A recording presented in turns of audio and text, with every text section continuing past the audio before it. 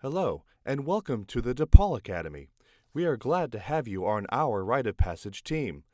This video will go over the DePaul Academy Training and Development Packet 13.44 for program volunteers.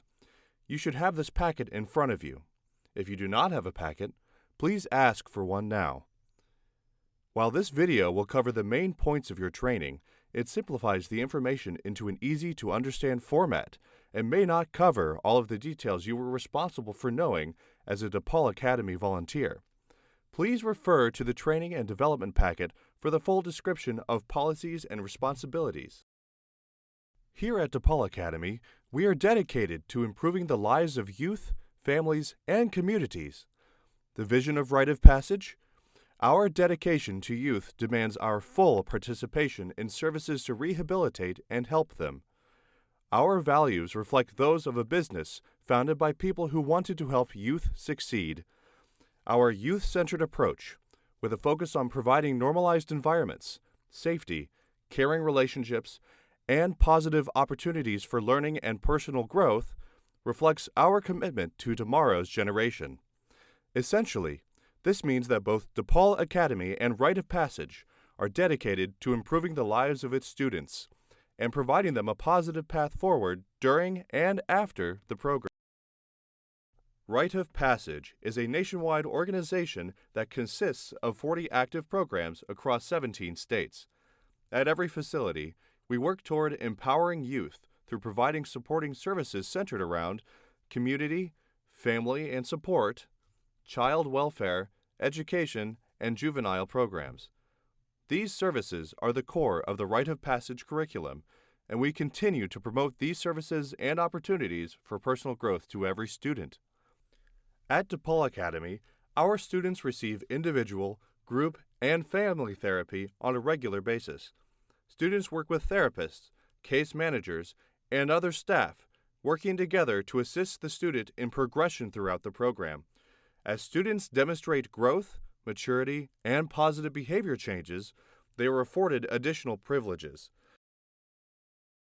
The policies and codes we will be covering in this training video are listed here.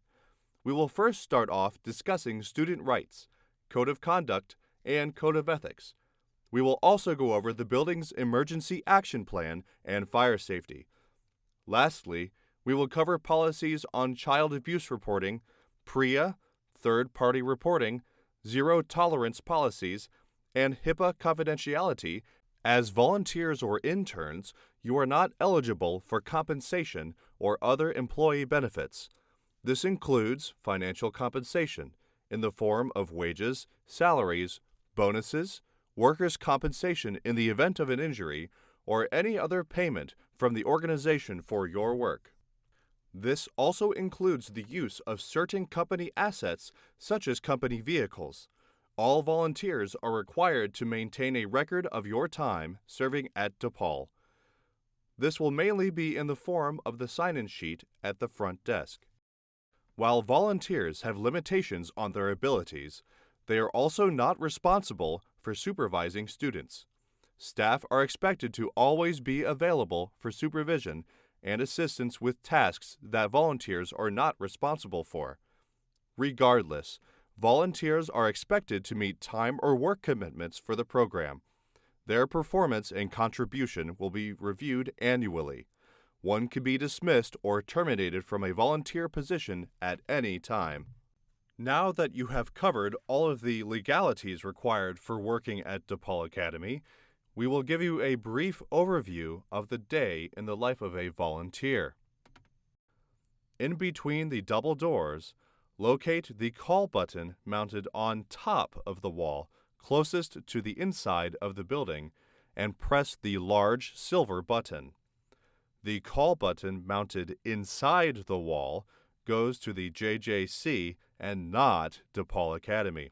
Once granted access, a DePaul staff member will let you into the locker room, which acts as a transition area into the academy.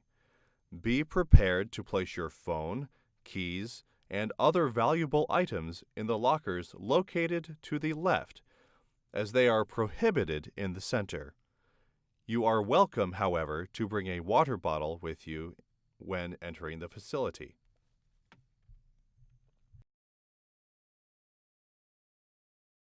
Please fill in the sign-in sheet and pick up a visitor name badge.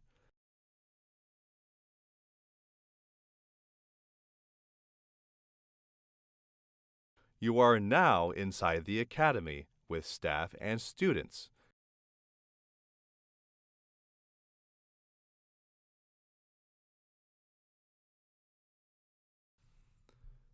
You also may have the option to eat with students in the cafeteria at no additional cost to you.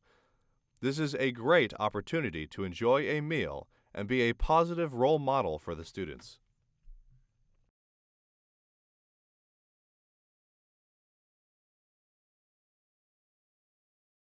Just beyond the front desk is the area known as the G-Pod, which is the main educational space for the program. Tutoring will happen at the tables in the main area. When you tutor, it is important to keep some distance between you and the student. In order to do this, it is advised that you sit across from the student you are tutoring. As tutors, we address students as student-athlete. Students are sent out of the classroom to you by Mr. Jacques. Mr. Jacques is the math teacher who serves as the primary advisor for tutors. If you need to use the restroom while tutoring, please be aware the students and tutors do not share the same restroom. The staff bathroom is located in the staff lounge, just around the corner from G-Pod. When moving around the academy as a group, the students will form a single file line and hold their arms out. Everyone in the line will not move until the arm drop is in unison. In the next video, we asked 2 outstanding students to discuss the ranks and uniforms at DePaul. Okay, so first when you come into the program, you start off as an OT. OT is really not like a status, it's just like orientation. That's what you get automatically when you come into the program. You got to show consistent behavior, leadership to go into your rookie status. When you going into your rookie status, though, you got to take a test. You know, we got an OT teacher, his name's CC White. You know, he teaches us things about the program, tell us stuff that we need to know, good information. Don't forget concept 1, concept 2. And when you come in, you get 2 concept books, you know, and then tell you a little bit more about the program, help you out with what's going to be on the test. So when you start studying for your rookie test, you'll be ready to pass. Rookie status. Once you got your rookie status, you got to pass with your rookie test with like an 80 or 70. But that status is you basically know the program now. You get privileges. You get to go to the store at week 2. You get to watch movies. You get the same bedtime. But rookie status is moving on up to your intern status. They basically look at you as a leader. Yeah, and intern status, I'm intern right now. So basically, intern status is now they're looking at you for help with OTs and rookies with redirection. Interns get stay up to 9 o'clock. They get later. They get to spend like $7 something at the store. We get to go off-site, off-campus, like to trips, like camping, sports, the crop, things like that. And you still got the same privileges as a rookie, but it's just more. But you stay up later. Yeah, and they just look at you as a leader now. A ramp is the highest status student on site. Get looked at with a closer eye. The R stands for respect. Displays honesty and respect for self and others' property. The A stands for attitude, positive, cooperative, competitive, wise, and clever. The M stands for motivation, gives his 100%, does his best. The S stands for spirit, is a team player, follow the rule, know the norms. And yeah, so I'm a RAM student. It's the highest on site. When you get to your RAM status, you get a jacket to show all the things you have worked towards, and really the jacket speaks for itself. Like OT and rookie, even interns look up to you. You know, they want to get there. That's their main goal in the program, to get to where you are at. When you're a RAM student, you start home passes. It start really transitioning out of DePaul, and when you get there, it's really hard, but at the same time, you get more privilege, and it becomes easier because you're working on towards going home. But a closer eye is looked upon on you. They expect more out of you. They want you to really lead by example. They want you to uphold the culture, and that's what you do. And intern and a RAM both attend a status meeting. Status meeting is like where we talk about the problems around site, talk about things that we could change, things that we can better, and how do we keep moving forward. So a RAM student is like top notch on site, but he also got still responsibilities to handle while he's here. We got different dress codes. The first one is Charlie. That's what you get first entering DePaul. It's sweatpants and fleece and a gray shirt with shorts. And rookie, you earn yourself Bravo. That's khaki pants and a polo shirt. And for intern, you still wear Bravo. That's like school attire. You wear the khaki with the polo, but you also can get a white collar shirt, which is going into alpha dress when you're going to church and get to go off site. For a RAM, you also wear Bravo to school, and you get a jacket to show your performance. Students at DePaul have certain rights and privileges, just as people are given rights and privileges by the judicial system. All of our students are treated with respect and dignity, and are provided an environment that is safe, healthy, and comfortable. This includes emotional, social, and physical rights, such as a safe place to sleep, adequate food access, exercise requirements, leisurely time, and educational access, among other things. No students or groups of students have authority or control over others. You will witness higher status students, known as RAMs, exhibit leadership roles in daily life. However, this leadership role is distinct from authority. Students have the right to file a complaint against the faculty and to make confidential phone calls. It is important for students to have access to communication, if appropriate, with family members during their time at DePaul in order to foster a healthy relationship for their future endeavors. All of the information regarding student rights are posted in various areas around campus, and the full details of these rights and privileges are in your training packet. You are expected to respect students' rights at all times. In summary of student rights and privileges, we expect all staff, interns, and volunteers to respect students and their rights at all times. Copies of these rights are given to every student and are commonly posted throughout the facility as a reminder to all. Under the DePaul Code of Conduct, the organization has identified 15 character traits, words by which our students strive to live. Each student is required to memorize these character traits to assist in their personal development during their time at DePaul.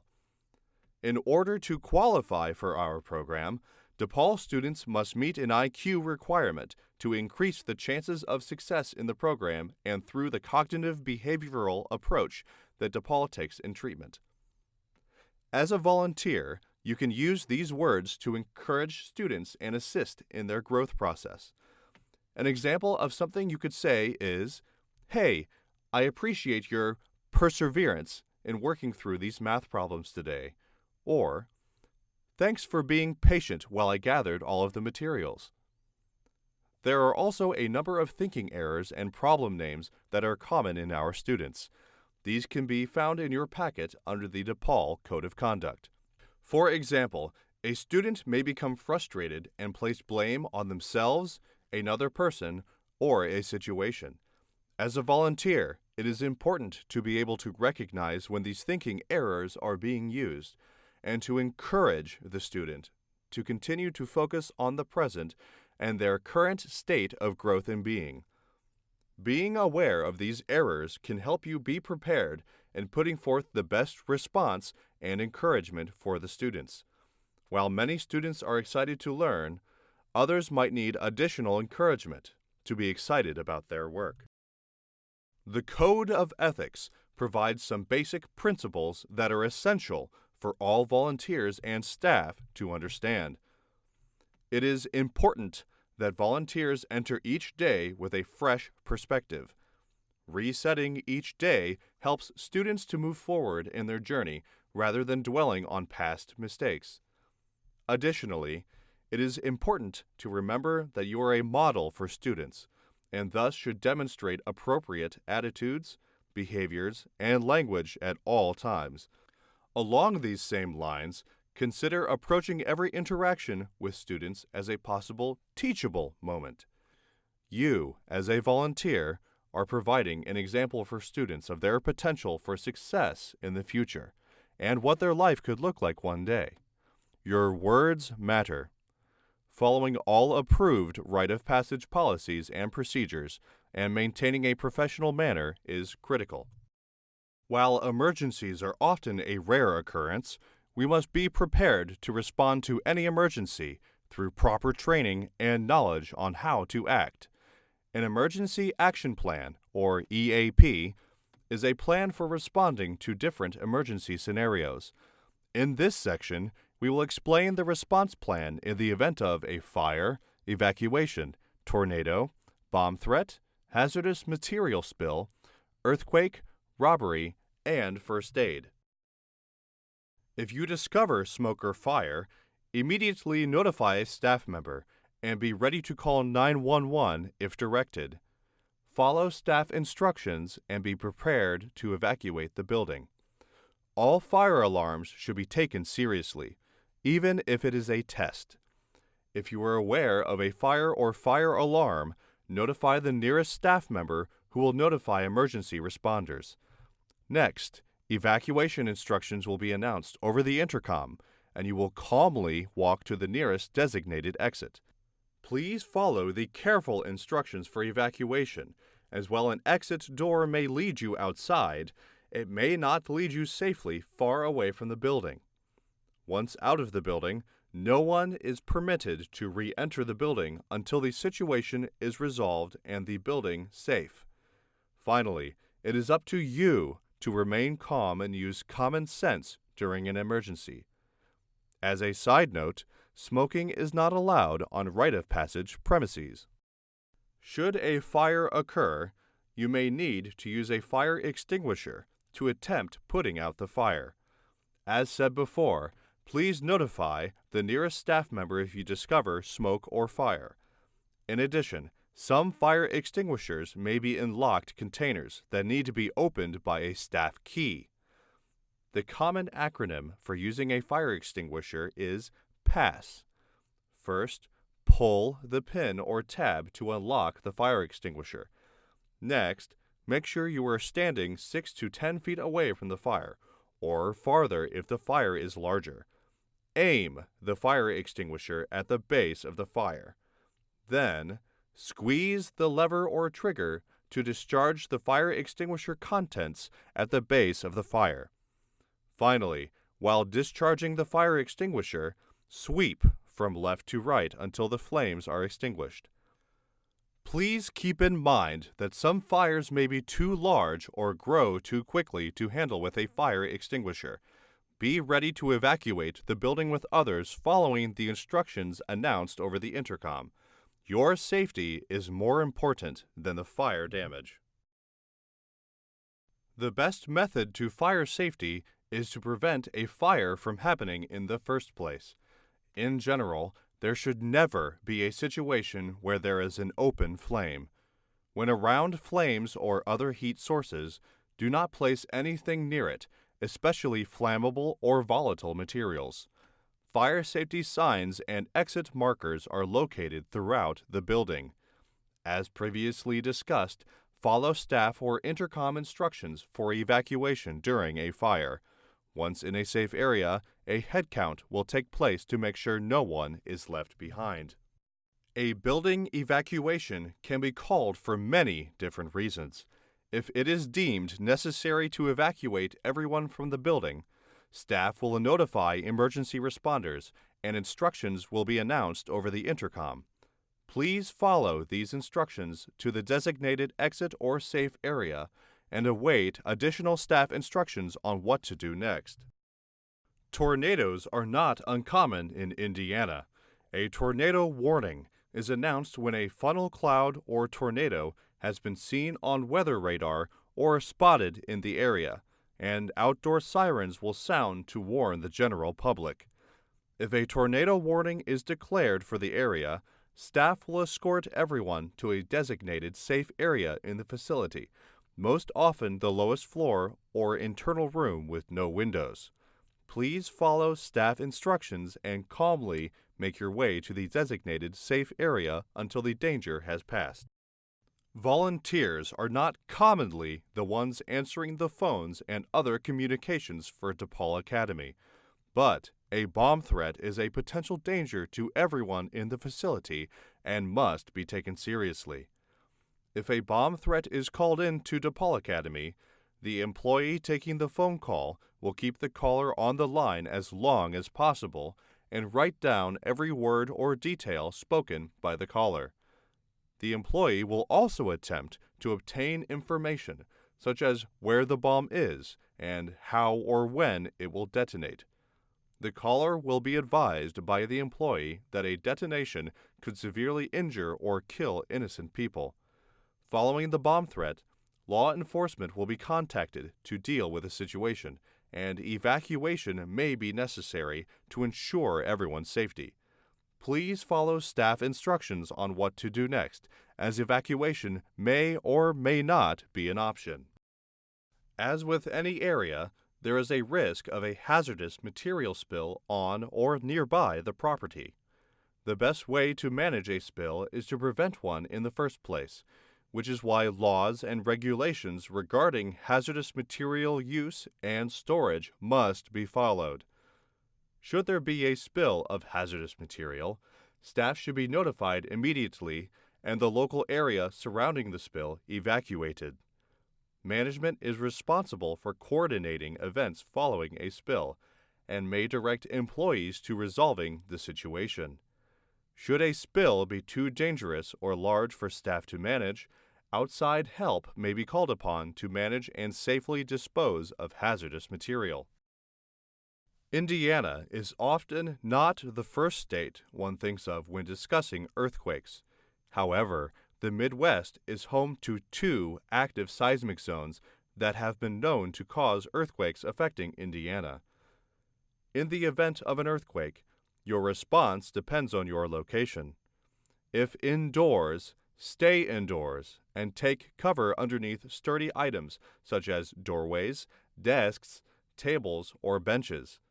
Stay away from things that could easily fall onto you or other dangerous items such as glass, windows, or hazardous materials.